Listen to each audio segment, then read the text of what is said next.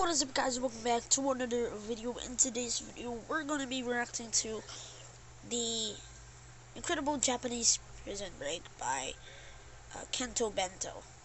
Actually, this is one of the most not really requested, but really want to do a reaction video to this video. So I hope you guys will enjoy this video, and also get your snacks. It's going to be a very long video. It will be like 25 minute video, so it's going to be very long video for you guys. So yeah, get your snacks, and yeah, whatever you're eating, just eat. So let's go.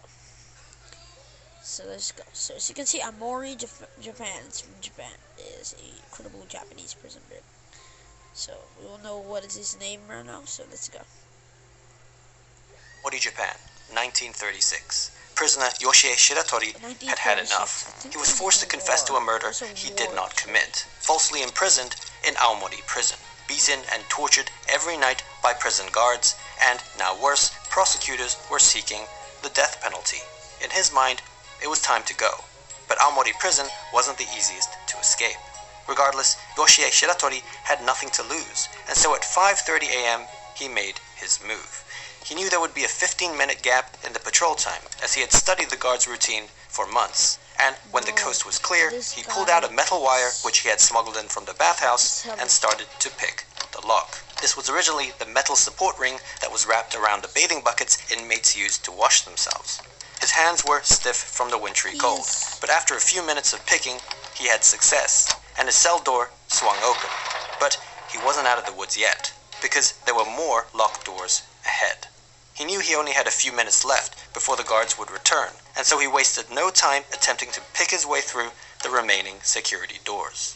Now, fortunately for him, he was able to make it out of the facility, but the bad news was that he was only halfway to freedom. You see, he was still well within the search perimeter, which meant at any moment the alarm could go off and he'd still be caught. At 5:45 a.m., the guards returned, peering into his cell, and this is what they saw. Shiratori sound asleep in his futon bed. But of course, what they didn't realize was that they were looking at something else. A pile of loose floorboards underneath his duvet designed to trick them. It wasn't until the next morning that they finally discovered the truth and the alarm was sounded. But by then, Shiratori was long gone. Now, he had escaped, but if you've watched any of our previous videos, you'll know that things aren't always as they seem. In fact, for Yoshie Shiratori, aka the prison break magician, this was only the beginning. 3 days later, he was caught trying to steal supplies from a hospital, and just like that, he was back in the slammer. But this time, for his escape attempt, he was sentenced to life in prison. He would never be with his family again, his wife and his daughter, and all the months of planning had led to just 3 days of freedom. It now seemed he'd be locked up for a very long time. 6 years later, in 1942, in the midst of the Second World War, Shiratori found himself transferred to Akita prison in Akita City.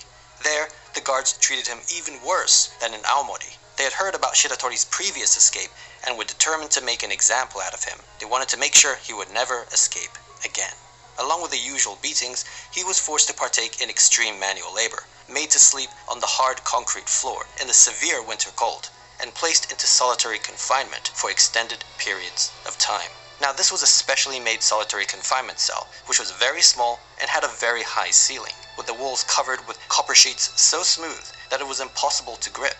In addition, there was almost no sunlight even in the daytime, with the only window light coming from a small sealed skylight high above. This was a room designed to keep escape artists from escaping, and if that wasn't enough, the guards also made sure that Shiratori was handcuffed at all times. Now, despite the constant abuse, one of the guards, Kobayashi, in fact the head guard, took pity on him. Kobayashi never laid a finger, and even seemed to check up on him from time to time, concerned for his well-being.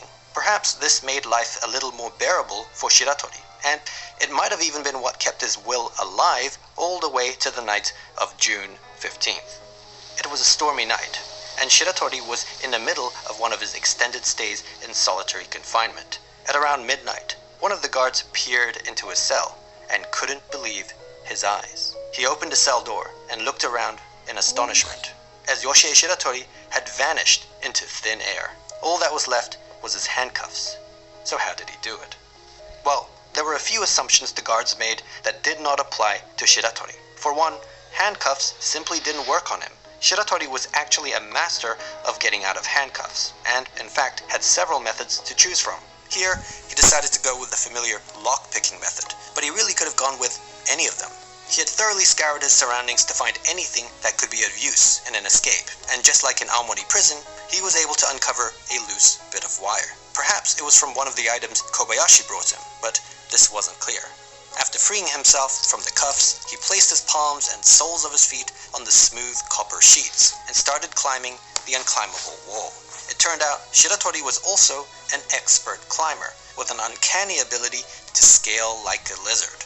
Once he reached the skylight above, he noticed that, yes, the window was sealed, but the wooden framing around it was starting to rot. And so thereafter, night after night, when the guards weren't looking, he'd climb the copper walls and loosen the framing, bit by bit. Afterwards, he'd climb back down and place the handcuffs back on, as to not rouse suspicion. After a couple months, the window finally came loose, and from there, it was just about choosing the right day.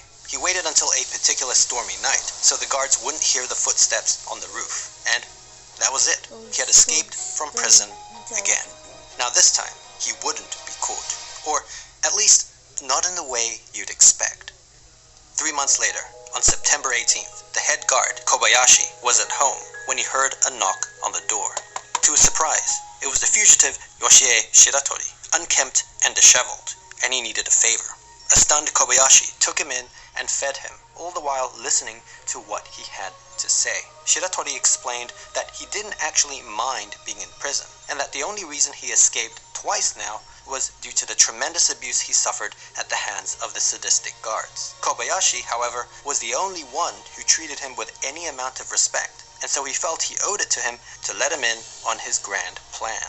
Now, this plan involved Shiratori willingly, yes, handing himself over to the Justice Department, where he could then personally make a case for how corrupt and barbaric the Japanese prison system was, and there needed to be reform. He wanted to campaign for change, and in the process, gain his legal freedom through a civil lawsuit. He felt this was the only way he could realistically end up with his family.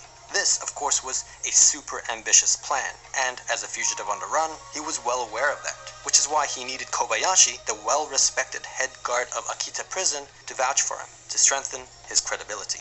As the only guard who ever treated him right, he had a feeling Kobayashi would do the right thing. Minutes later, while Shiratori was in the toilet, Kobayashi called the police. Maybe not a great plan. Just like that, Shiratori was back in prison, and this time, he vowed never to trust an officer of the law again. For the second escape, the courthouse added 3 more years to his life sentence. Now, Shiratori requested to be sent to a Tokyo prison, where the weather was warmer, as he couldn't stand the cold in the northern prisons. His previous stints had weakened him severely, but he was denied his request. Instead, the judge sentenced him to the infamous Abashiri prison in Hokkaido, the northernmost prison in Japan. No man had ever escaped from this wintry hellhole of a prison.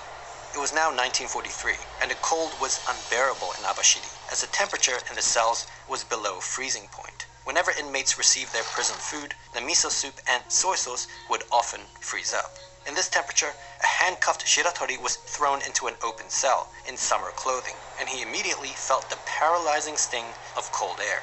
Perhaps in a fit of desperation, he tried to force himself past the guards, but they were able to push him back and beat him down. An enraged and defiant Shiratori stood back up and vowed that he would escape from Abashiri prison, like he's always done, and that there was nothing they could do about it. In fact, he claimed there was little point even putting handcuffs on him, as he'd always find a way to break free. If not by lockpicking, then, well, this. He then proceeded to rip apart the chain of his handcuffs, to the horror of the guards. It turned out Shiratori had another special ability. Aside from his outstanding climbing abilities, he also possessed incredible strength, almost superhuman strength. Back in Akita prison, he could have broken free of the cuffs the physical way if he didn't have to put them back on. Now, this was impressive, but it wasn't so smart to lay his cards on the table like that, as the guards were starting to build an escape profile on him. They knew he had lock-picking abilities, lizard-like climbing abilities, and now almost superhuman strength. and so they set out to devise the ultimate escape-proof cell, one that was sure to be Shiratori-proof, and they came up with this. The new cell had steel fixtures with a low chance of rot. Any openings, even the bars removed, were made smaller than his body, meaning there was no way he could physically fit through. He had specially made solid iron handcuffs that tied his hands behind his back, and leg cuffs that made him barely able to stand. These cuffs weighed 20 kgs each and had no keyhole, which meant they could not be lockpicked.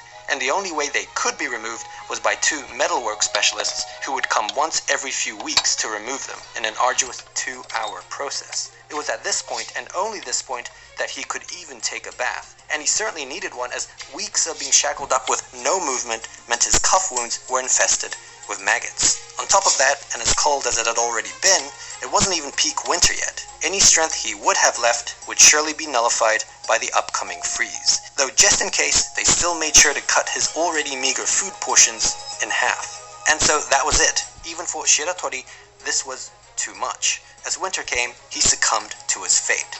Every day, the guards would slide his meal through the opening, and he'd be forced to grovel like a dog. His hand and leg cuffs made every action awkward and uncomfortable, with even sleeping being a pain. There was no doubt life in Abashiri prison was absolute torture. Now, fast forward. Shiratori was somehow able to survive through the winter, and spring was coming. This meant he was starting to get his strength back. But still, what could he really do?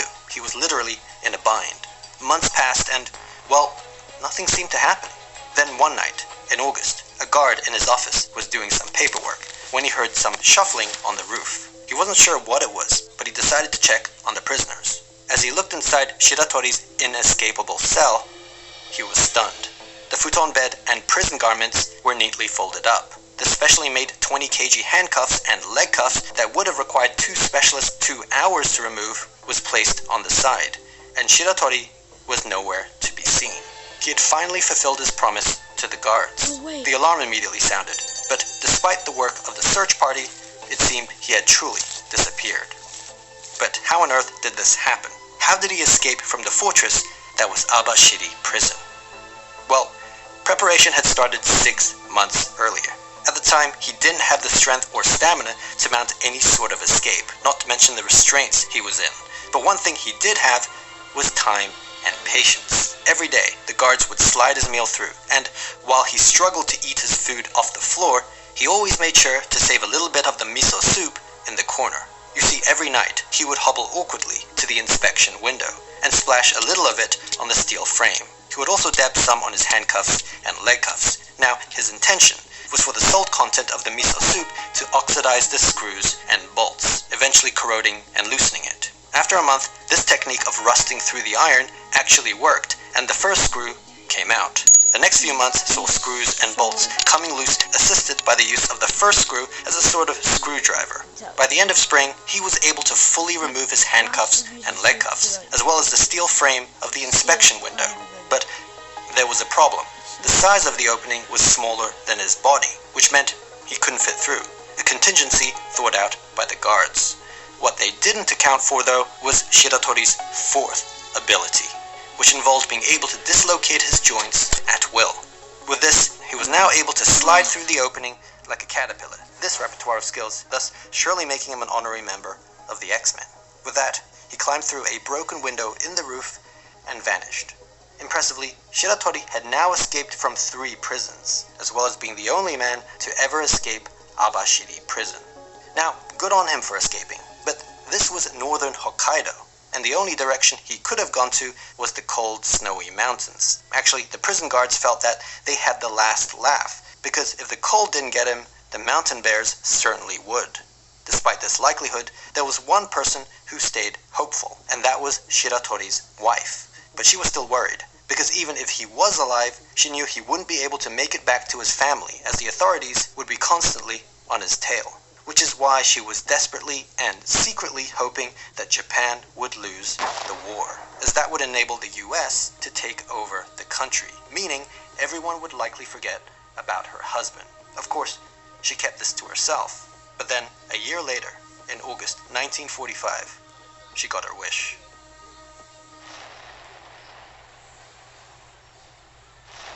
I think this It was World War II.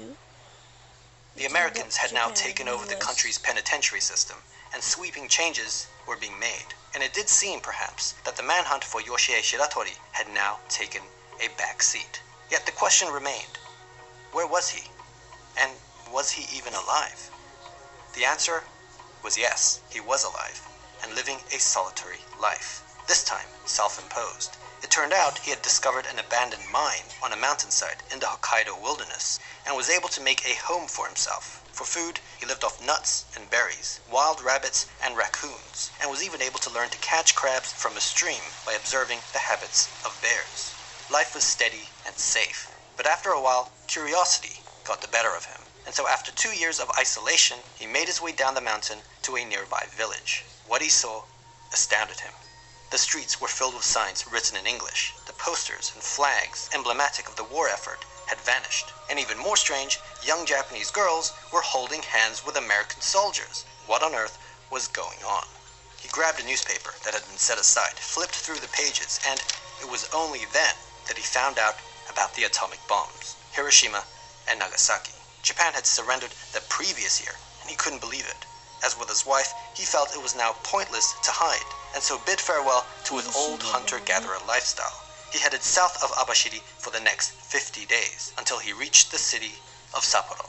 At this point, he was starving, so he found himself a nice ripe tomato from a nearby field, which was a huge mistake. A farmer had spotted him, and mistook him for a well-known local thief, which led to a scuffle, resulting in the farmer's abdomen being pierced by a blade. Sadly, he bled out and died, but not before Shiratori was arrested for the crime.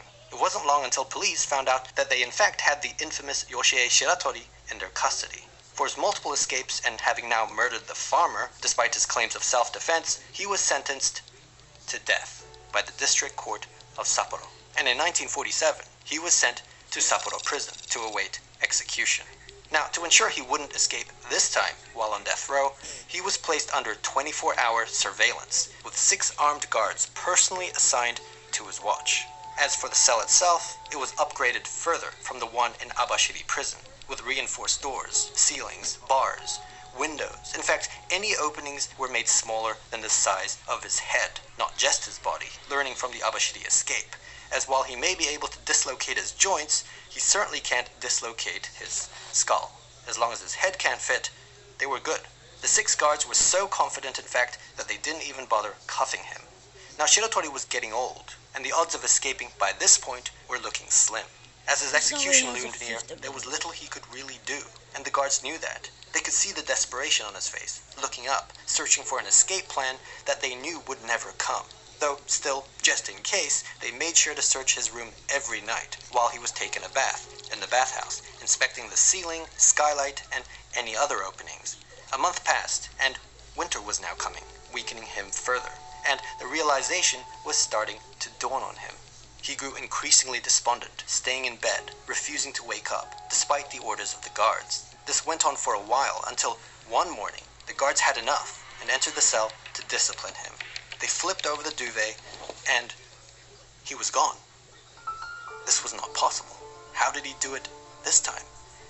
Going back to when he was first placed under 24-hour surveillance with the 6 armed guards personally assigned to his watch, he had in fact conditioned them to look up and keep up from the very start. Not just because his previous escape attempts involved climbing through skylight windows on ceilings, but also his suspicious yet, as it turned out, very intentional behavior of constantly looking up to figure out an escape plan.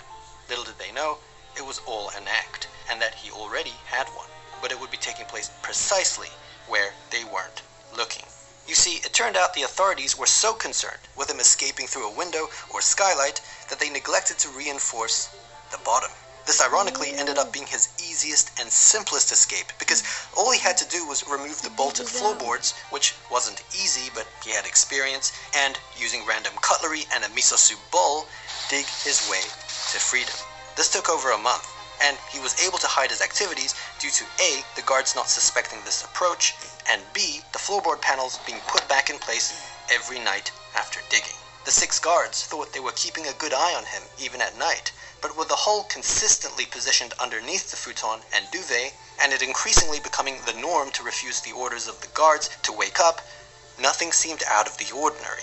Placing a pile of loose floorboards underneath the duvet to trick them was also a callback to his first prison escape in Aomori. So he had now escaped from prison 4 times, and by this point, the story is starting to get ridiculous. But this perpetual cycle of capture and escape was about to end. Because a year later, in 1948, Shiratori was exhausted. He was in his 40s now, and this was a young man's game. One day, in the Kotoni neighborhood, still in Sapporo, as he stopped to rest, a policeman just happened to sit by his side for a smoke. He didn't know who Shiratori was, but he struck up a conversation with him. Shiratori, of course, was wary of his presence and tried to play it cool, all the while attempting to figure out a way to remove himself from the situation without being suspicious. Suddenly, the policeman did something unexpected, at least to him. He pulled out another cigarette and offered it to him. Shiratori was stunned. You see, cigarettes were expensive luxury items in Japan at the time, and the fact that someone offered it to him just out of the kindness of his heart brought tears to his eyes. Not to mention all his life he had been abused and mistreated by officers of the law, with even the head guard Kobayashi turning his back on him. And here was an instance of an officer treating him kindly, with respect, and with no prejudgment. As he smoked the cigarette, Shiratori couldn't help but tell the officer his full name, Yoshie Shiratori, and that he had escaped from Sapporo prison last year. In fact, he had escaped from prison 4 times in his life. It was strangely a relief to get it all off his chest, and he was even ready for the consequences. After the Kobayashi incident, he had vowed never to trust another officer of the law again. But the simple act of receiving a cigarette from a stranger broke him. Of course, he was arrested again, but this time, things were different. Maybe it was the fact that he willingly gave himself up, or that Japan's justice system was going through a change. But the High Court of Sapporo became sympathetic to Shiratori's plight, and some of his past claims were recognized, such as acknowledging the farmer's death as a legitimate case of self-defense. They also made note that throughout all 4 of his prison escapes, he didn't kill or injure a single guard, despite the abuse he may have suffered at their hands. At the end of the deliberation, the High Court dismissed the murder charge, revoking his death sentence, and instead sentenced him to just 20 years in prison. Further, they approved his request to be transferred to a Tokyo prison, where the weather was warmer. He was getting what he wanted. In Tokyo, he was sent to Fuchu prison, where, for the first time, the guards actually treated him well. It was a weird feeling. There were all these precautions and security measures in place to ensure that the infamous prison break magician wouldn't escape. But the truth was, Shiratori didn't really care anymore. Everything he'd been fighting against, the mistreatment from guards, the death penalty, even the northern climate, was no longer of concern, and he was at peace. There was no need to escape anymore. He finally accepted his punishment, and for the remainder of his sentence, acted as a model prisoner. Just 14 years later, in 1961, he was released on parole, and for the first time in a long time, he was truly a free man. He decided to head back to Aomori, where it all began, and meet up with his daughter, who, by this point, unfortunately, was the only family member he had left. For his incredible escapes, Yoshie Shiratori became a legend, an anti-hero in Japan. But it was very much the opposite for the country's penitentiary system, which had somehow allowed him to escape time and time again. This was a national embarrassment for Japan. But just as preventing criminals from breaking out of the system is vital for the safety of society, so is preventing them from breaking into the system. Your system, that is. And for that, I'd personally recommend Dashlane. Because Dashlane makes keeping track of all your passwords super duper easy. It stores all your passwords and personal information in one extremely secure place. And our too lazy one button on the is leaked, never transmitted using. And even if Dashlane... So I think that's it for this video, guys. Thank you guys for watching this video. Hope you guys really do enjoy in this video. Make sure to subscribe and like, turn on notifications, put in the comments down below, hashtag notification codes for more reaction videos in the channel. So I will see you guys next time. Peace.